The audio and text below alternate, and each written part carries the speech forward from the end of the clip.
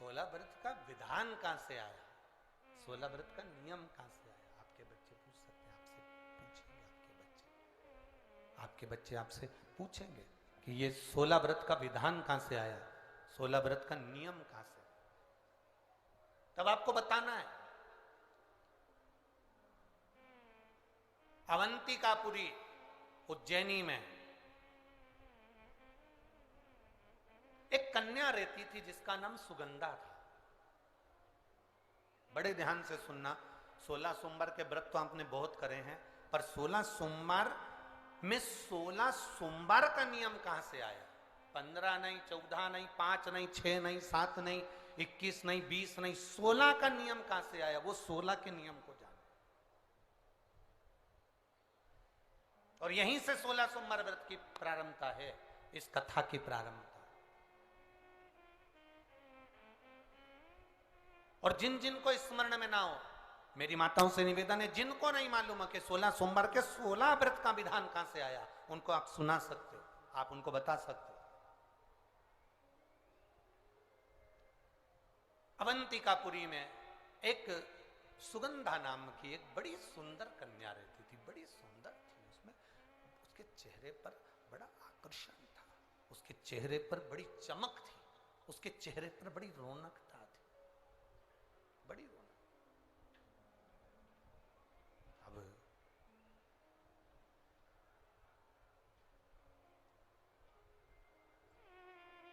उसकी माता, सुगंधा की जो मां थी, सुगंधा जो कन्या थी, उसकी जो माता थी जिसका नाम रेणुका था, वो रेणुका एक काम बड़ा विचित्र करती थी।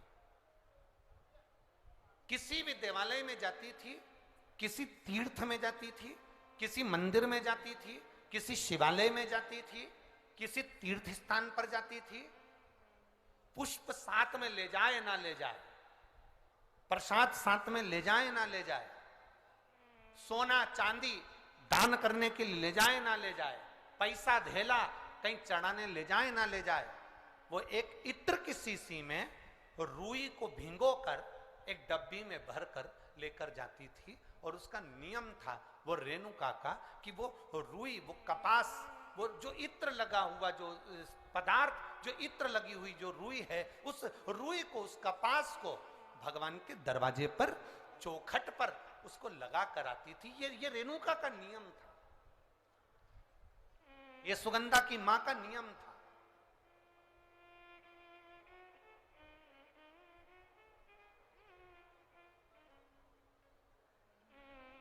एक नियम हमारी जिंदगी में हम जो लेते हैं, वो नियम हमारे लिए सिद्धता देता है।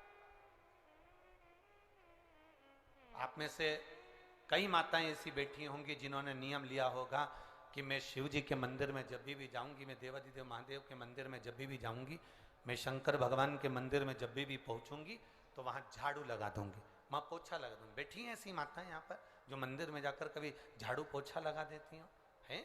तो आप जाकर शिव के मंदिर में बुआरी लगा रहे हो, झाड़ू लगा रहे हो, पोछा लगा रहे हो, या जो बहुत सारे दिए लोग लगाकर चले जाते हैं, जलाकर चले जाते हैं, दिए ठंडे हो जाते हैं, उन दियों को भरकर एक डलिया में, एक खोखे में, एक जगह पर ले जाकर आप रख देते हो, उसका पुण्य कितना है? शिव महापुराण की कथा करी, कितना पुण्य।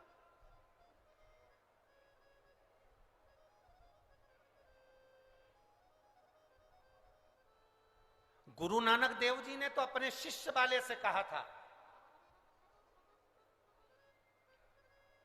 गुरु नानक देव जी अपने शिष्य से कहते हैं, संत शिरोमणि में भी शिरोमणि परम पूज्य गुरु नानक देव जी अपने शिष्य बाले से कहते हैं, बाले सुन, भंडारा करने वाला भंडारा करे, लंगर करने वाला लंगर करे, चखने वाला चखे, करने वाला करे। अगर भूलवश भी, बाले, अगर कोई भूलवश भी उस लंगर के स्थान पर से मात्र एक गीला कपड़ा कर कर, एक पोछा कर कर, एक बुआरी सवारनी कर कर अगर निकल भी जाता है तो वो अपनी जिंदगी के कई दुखड़ों को समाप्त कर जाता है। गुरु नानक देव जी कह रहे हैं बाले से।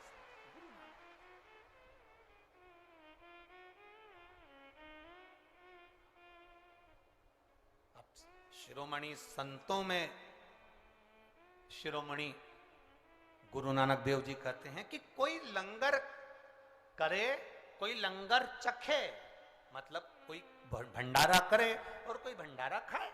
कोई लंगर करे, कोई लंगर चखे। अगर वो चखने वाला भी उठकर चले गया और वहां पर से आप अगर निकल कर जा रहे हो और आपने अगर मात्र वहां सवार नहीं से आपने मात्र वो झाड़ू भी लगा दी, पोछा भी लगा दिया, उसको कहीं ना कहीं किसी ना किसी रूप में आपने सेवा कर दी, तो उस सेवा का फल क्या है? तो गुरु नानक देव जी कहते हैं उसका फल यह है कि आपकी जिंदगी में जितने जितने दुख, जितनी जितनी तकलीफें आपकी जिंदगी में, जितना जितना कष्ट आपके जीवन में, जितना जितना रोग, जितनी जितनी तकलीफें आपके जीवन में आ रही होती हैं, वो सारी की सारी तकलीफें अपने आप समाप्त होती चली जाती हैं, अपने आप समाप्त हो।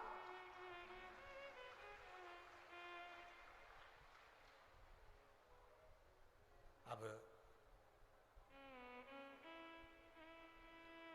रेणु का नियम था, एक इत्र की शीशी में से इत्र निकाल लेती थी, उस इत्र को रेणु का वो भगवान की जो चौखट थी, भगवान का जो द्वार था, भगवान की जो दरवाजा था, भगवान का जो द्वार था, भगवान की जो चौखट थी, उस चौखट पर उसको लगा देती रेणु का।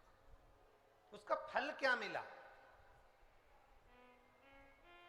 अभी इस पत्र के माध्यम से अपन ने सुना, इन्होंने जो फोटो लगाए करे सब, इस पत्र के माध्यम से अपन ने देखा कि डॉक्टर ने कह दिया, डॉक्टर ने बोल दिया कि गर्भाशय में जो बच्चादानी है उसमें इतना तत्व नहीं, इतना बल नहीं है उस बच्चेदानी में कि वो बच्चा सहन कर ले।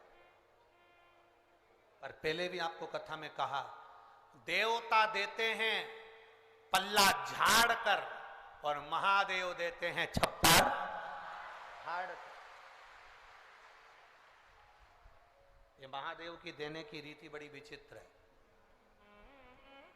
आपने टीवी पर कई बार कथा सुनी होगी, उस कथा में आपने बहुत सारे बच्चों को देखा होगा कि जिन्होंने महादेव से प्रार्थना करी तो महादेव ने थोड़ा बहुत तो देता कहाँ है, मेरा महादेव देता है तो बहुता में देता है, कुछ थोड़ा बहुत देता है।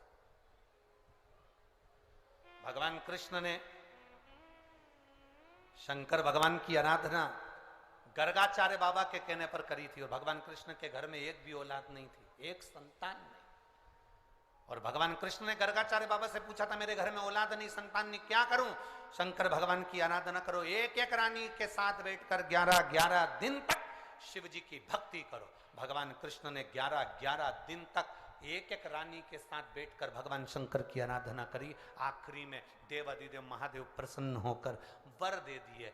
कृष्ण भगवान को वर दिया, हे कृष्ण तुमने मेरी आराधना 11-11 दिन तक एक एक रानी के साथ करी है, तुम्हारी एक एक रानी से 11-11 संतान होगी। 10 छोरा 1 छोरी भगवान कृष्ण के यहाँ एक एक रानी से हुए। 1,77,186 बच्चे भगवान कृष्ण के घर में शिव जी की कृपा से।